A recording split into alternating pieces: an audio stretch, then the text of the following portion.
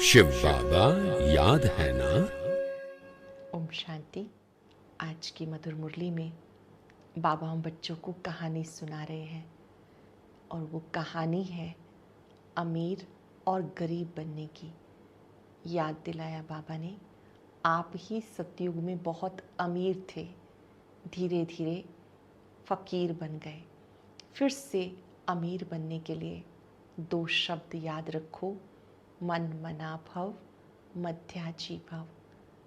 कर्म बंधन आत्मा को बांध लेता है, कर्म संबंध श्रेष्ठ बनाता है। बाबा कर्मातीत है, कभी किसी बंधन में बंधते नहीं। हम बच्चों को भी कर्म बंधन से मुक्त होने के लिए मुख्य रूप से पुरुषार्थ करना है, बाबा को याद करने का और ज्ञान का सिमरण करने का। अपने सभी संबंध एक सर्वशक्तिवान से रखने हैं। देह और देह के संबंधों को भूल जाना है, कहीं भी अटकना नहीं।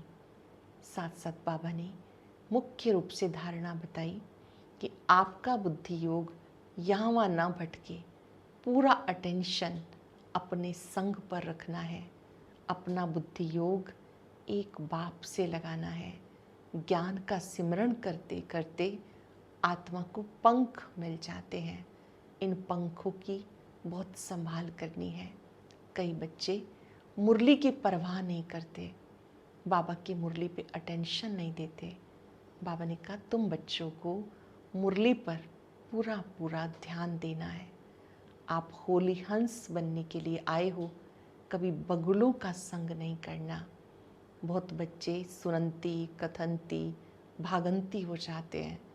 तुम बच्चों को अपना साथ और हाथ पकड़ कर रखना है। बाबा के सिवाय कभी किसी को याद नहीं करना। बाबा अविनाशी है, उसकी याद से जो पुण्य जमा होता है वो भी अविनाशी हो जाता है। सुनते हैं बाबा के मधुर बोल। बाबा ने कहा मीठे बच्चे, तुम सवेरे अमीर बनते हो, शाम को फकीर बनते हो। तुम बच्चे सवेरे अमीर बनते हो, शाम को फकीर बनते हो। फकीर से अमीर, पतित से पावन बनने के लिए दो शब्द याद रखो, मन मना भव, मध्याजी भव। मन मना भव का अर्थ है मन ही मन मुझे याद करो। मध्याजी भव अर्थात वर्षे को याद करो। मध्य में त्रिमूर्ति में विष्णु जी को दिखाया है, जो हमें होने वाली प्राप्ति है, इस प्राप्ति को याद करो। ये है मध्याजी भव। क्वेश्चन है, कर्म बंधन से मुक्त होने की युक्ति क्या है? कर्म बंधन से मुक्त होने की युक्ति क्या है? पहला, याद की यात्रा और ज्ञान का सिमरण। दूसरा, एक के साथ सर्व संबंध रहे, अन्य कोई में भी बुद्धि ना जाए। तीसरा, जो सर्वशक्तिवान बैटरी है उस बैटरी से योग लगा हुआ हो। सर्वशक्तिवान बैटरी, उस बैटरी से योग लगा हुआ हो। अपने ऊपर पूरा ध्यान हो, दैवी गुणों के पंख लगे हुए हों तो कर्म बंधन से मुक्त होते जाएंगे। पंख कौन से? दैवी गुणों के पंख लगे हों तो कर्म बंधन से मुक्त होते जाएंगे। ओम शांति। बाप बैठ समझाते, यह भारत के लिए कहानी। क्या कहानी है? सुबह को अमीर, शाम को फकीर। इस पर एक कहानी है कि सुबह को अमीर था। ये बातें जब तुम अमीर हो तब नहीं सुनते हो। फकीर और अमीर की बातें तुम बच्चे संगम युग पे सुनते हो। ये दिल में धारण करना है। बरोबर भक्ति में धीरे धीरे उतरती कला में आ जाते हो। ज्ञान मार्ग में फिर से अमीर बन जाते हो। भक्ति का फल मिलता है ज्ञान, जिससे बनते हम धनवान। दिन और रात भी बेहद का है। फकीर और अमीर भी बेहद की बात है। बनाने वाला है बेहद का बाप। सब पतित आत्माओं के लिए एक ही बैटरी है पावन बनाने की। ऐसे ऐसे टोटके याद रखो तो भी खुशी रहे। बाबा कहते बच्चे, तुम सवेरे अमीर बन जाते हो, शाम को फ़कीर बन जाते हो। कैसे बनते हो ये भी बाबा समझाते। फिर पतित से पावन, फ़कीर से अमीर बनने की युक्ति बाबा बताते हैं। मन मना भव, मध्याजी भव, यही दो युक्तियां हैं। ये भी बच्चे जानते, ये पुरुषोत्तम संगम युग है। तुम जो भी यहाँ बैठे हो, गारंटी है तुम स्वर्ग के अमीर जरूर बनेंगे। नंबरवार पुरुषार्थ अनुसार। स्कूल में भी ऐसे होता है, नंबरवार क्लास ट्रांसफ़र होता है, इम्तहान पूरा होता, फिर नंबरवार जाकर बैठते। वह हद की बात, यह है बेहद की बात। नंबरवार रुद्रमाला में जाते। माला अथवा झाड़, बीज तो झाड़ का ही है, परमात्मा फिर मनुष्य सृष्टि का बीज है। ये बच्चे जानते, झाड़ वृद्धि को कैसे पाता, पुराना कैसे होता, आगे ये तुम नहीं जानते थे। बाबा ने समझाया, यह है पुरुषोत्तम संगम युग। अब तुम बच्चों को पुरुषार्थ करना है, दैवी गुणों के पंख धारण करने हैं, अपने ऊपर पूरा पूरा ध्यान देना है। याद की यात्रा से तुम पावन बनेंगे और कोई उपाय नहीं। बाबा जो सर्वशक्तिवान बैटरी है, उससे पूरा योग लगाना है। उनकी बैटरी कभी ढीली नहीं होती। वो सतो रजो तमो में नहीं आते, क्योंकि उनकी सदा कर्मातीत अवस्था है। बाबा की अवस्था कैसी है? सदा कर्मातीत। तुम बच्चे कर्म बंधन में आते हो, कितने कड़े बंधन हैं। इन कर्म बंधनों से मुक्त होने का एक ही उपाय है, याद की यात्रा।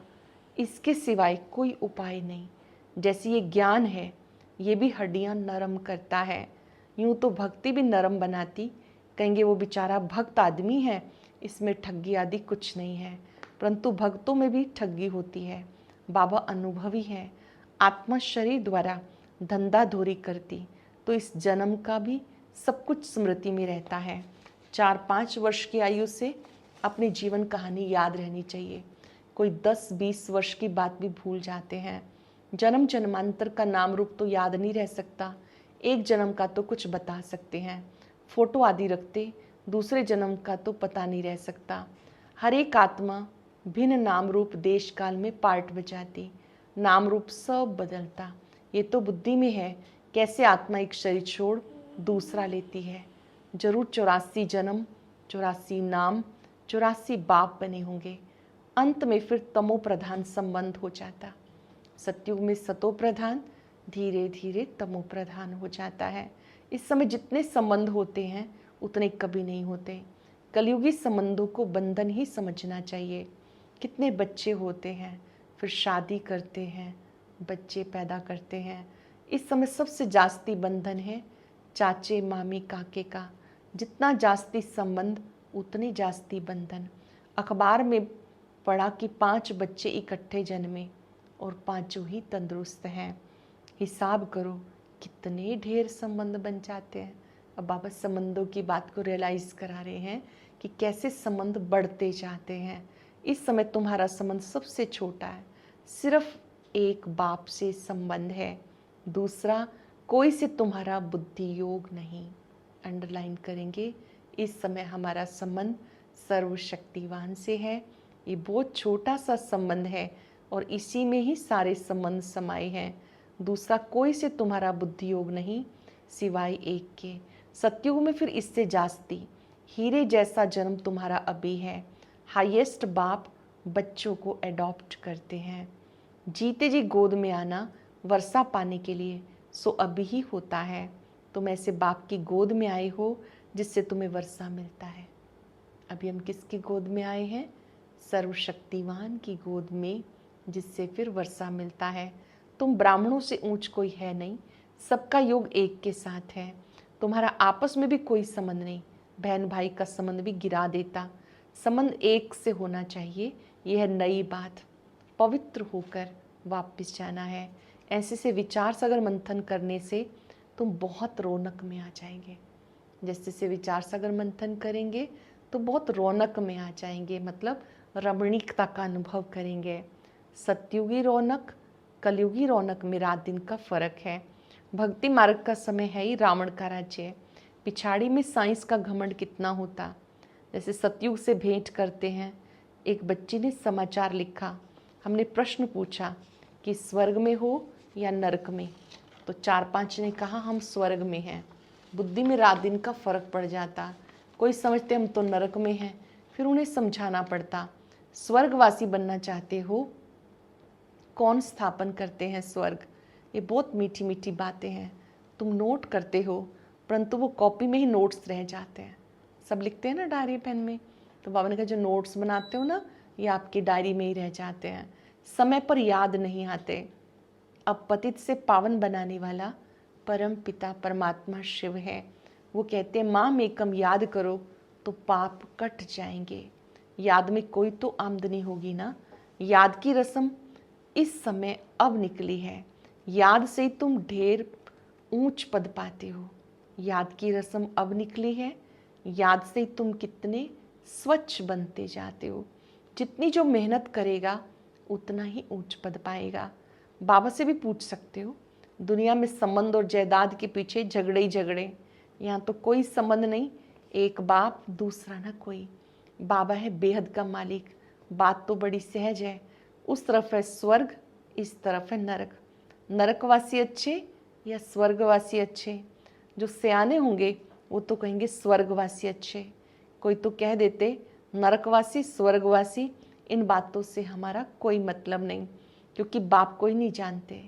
कोई फिर बाप की गोद से निकल माया की गोद में चले जाते हैं। ऐसे भी होते हैं, बाबा के बने फिर बाबा को छोड़कर माया रावण की गोद में चले जाते। वंडर है ना। बाप भी वंडरफुल, ज्ञान भी वंडरफुल, सब वंडरफुल। बाबा भी वंडरफुल, ज्ञान भी वंडरफुल, सब वंडरफुल। इन वंडर्स को समझाने वाला ऐसा चाहिए जिसकी बुद्धि इस वंडर में लगी रहे। रावण तो वंडर नहीं है, ना उनकी रचना वंडर है। रात दिन का फर्क है। शास्त्रों में लिख दिया कालीदा में गया, सर्प ने डसा, काला हो गया। अब तुम अच्छी तरह से समझा सकते हो कौन से सर्प ने डसा। 5 विकारों ने डसा। जब 5 विकारों ने डसा तो आत्मा कैसी काली बन गई। श्री कृष्ण के चित्र को कोई उठाकर पढ़े तो रिफ्रेश हो जाए। 84 जन्मों की कहानी है, जैसे श्री कृष्ण की वैसे तुम्हारी। बहुत सुंदर चित्र है। श्री कृष्ण जी के हाथ में गोला है, पैर पीछे की तरफ है, चेहरा मुस्कुराता हुआ, स्वर्ग रूपी मक्खन उनके हाथ में है। बाबा ने कहा चित्रों को अगर आप देखेंगे तो रिफ्रेश हो जाएंगे। स्वर्ग में तुम जाते हो ना, फिर त्रेता में भी आते हो, वृद्धि होती रहती। ऐसे नहीं कि त्रेता में जो राजा होते हैं वो त्रेता में ही आएंगे। पढ़े के आगे अनपढ़े को भरी ढोनी पड़ेगी। ये ड्रामा का राज बाबा ही जान सकते हैं। अब तुम जानते हो तुम्हारे मित्र संबंधी सब नरकवासी हैं और हम पुरुषोत्तम संगम युगवासी हैं। अब पुरुषोत्तम बन रहे हैं। बाहर के रहने और यहाँ 7 रोज आकर रहने में बहुत फर्क पड़ जाता है। हंसों के संग से निकल बगुलों के संग में आते हैं। हंसों के संग से निकल बगुलों के संग में जाते हैं। बहुत बिगाड़ने वाले भी हैं। बहुत बच्चे मुरली की परवाह नहीं करते। बाबा समझाते, सावधानी दी बाबा ने, गफलत नहीं करो। तुम्हें खुशबूदार फूल बनना है। सिर्फ एक बात तुम्हारे लिए काफ़ी है। वो एक बात है याद की यात्रा। यहाँ तुम्हें ब्राह्मणों का ही संग है। कहाँ ऊंचते ऊंच कहाँ नीच। बच्चे लिखते हैं बाबा बगुलों के झुंड में हम एक हंस क्या करेंगे। बगुले कांटे लगते हैं, कितनी कांटे लगाते हैं, कितनी मेहनत करनी पड़ती है। बाबा की श्रीमत पर चलने से ऊंच पद मिलेगा। सदैव हंस होकर रहो। बगुले के संग में बगुला नहीं बन जाओ। गायन है आश्रयवत सुनंती कथंती भागंती। थोड़ा भी ज्ञान है तो स्वर्ग में आएंगे, परंतु फर्क रात दिन का फर्क पड़ जाता है। सजाएं बहुत कड़ी हैं। बाबा कहते मेरी मत पर ना चल, पतित बने तो 100 गुना दंड हो जाएगा, फिर पद भी कम हो जाता। ये राजाई स्थापन हो रही है, ये बातें भूल जाती हैं। ये भी याद रहे तो ऊंच पद का पुरुषार्थ जरूर करें। बाबा की याद से स्वर्गिक राजाई प्राप्त होती है। ये बात याद रहे तो पुरुषार्थ चलता रहे। भूल जाते हैं ऊंच पद पाने का पुरुषार्थ ज़रूर करना है। नहीं करते तो समझा जाता एक कान से सुन दूसरे से निकाल देते हैं। बाप से योग नहीं। यहाँ रहते भी बुद्धि योग बाल बच्चों की तरफ है। बाबा कहते सब कुछ भूल जाना है, इसको कहा जाता वैराग।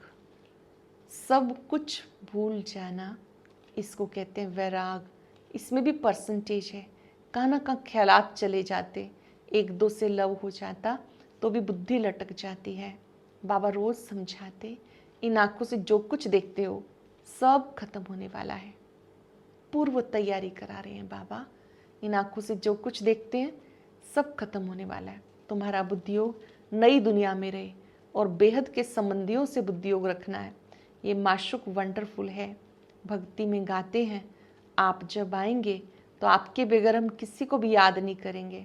अब मैं आया हूँ तो तुम्हें सब तरफ से बुद्धि योग हटाना है, सब कुछ मिट्टी में मिल जाना है। तुम्हारे जैसा बुद्धि योग और किसी का नहीं। इस समय तुम्हारा बुद्धि योग बाबा के साथ है। पहले जैसे मिट्टी के साथ बुद्धि योग अटका हुआ था, अब बाबा से बुद्धि योग लगाने से मालिक बन जाएंगे। बाबा कितना समझदार बनाते। मनुष्य नहीं जानते कि भक्ति क्या है, ज्ञान क्या है। अब तुम्हें ज्ञान मिला तब तुम भक्ति को भी समझते हो।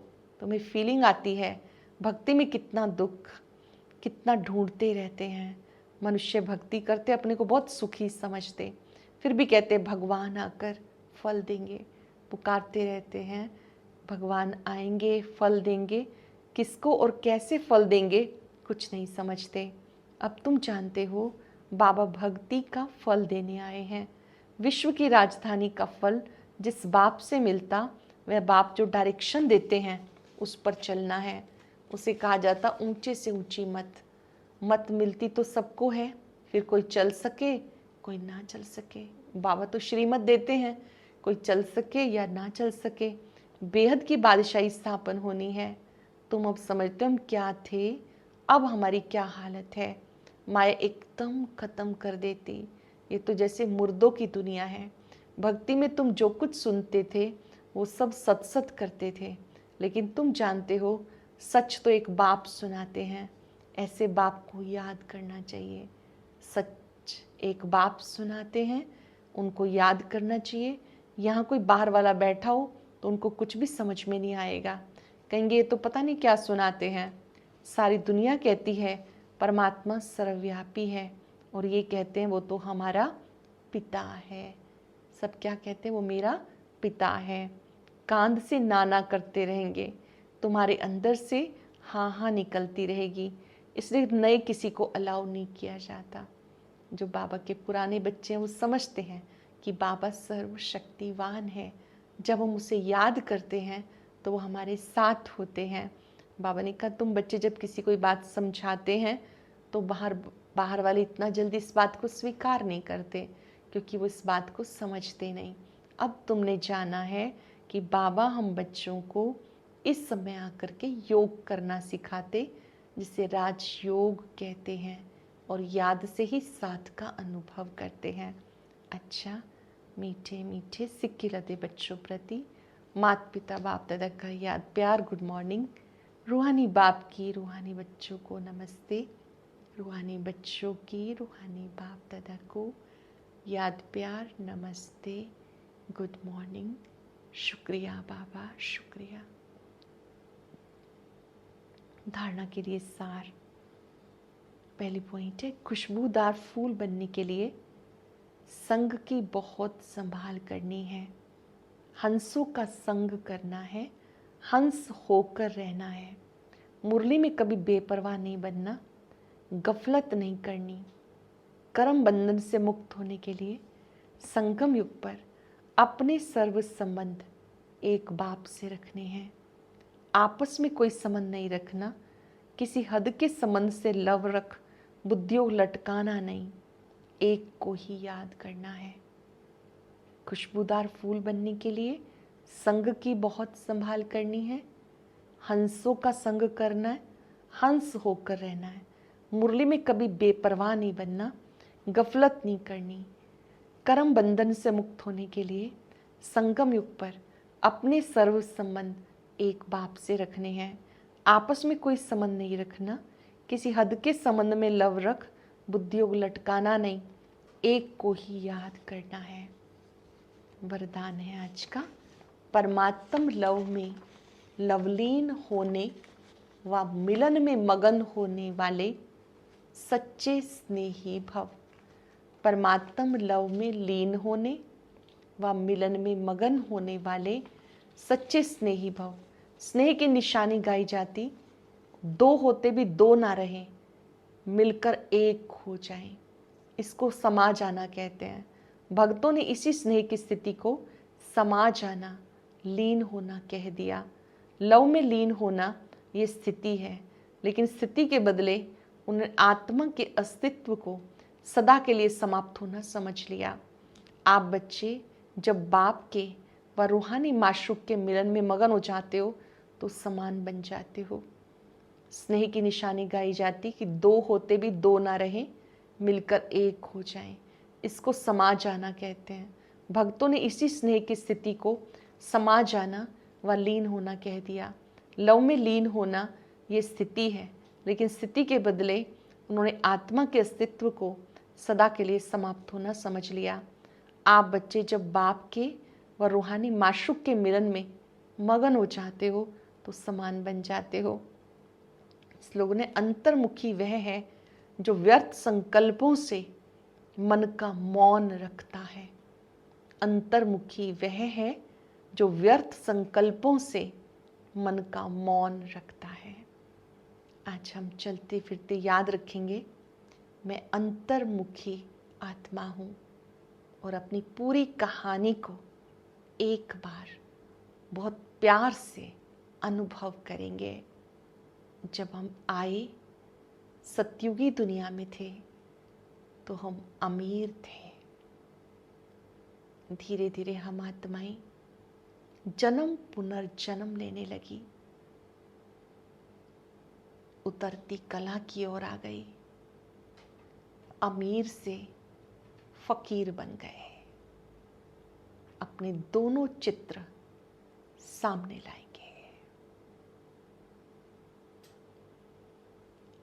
अपने आप को देखकर इस अनुभव में खो जाएंगे, हम ही अमीर थे, अर्थात विश्व महाराजन थे।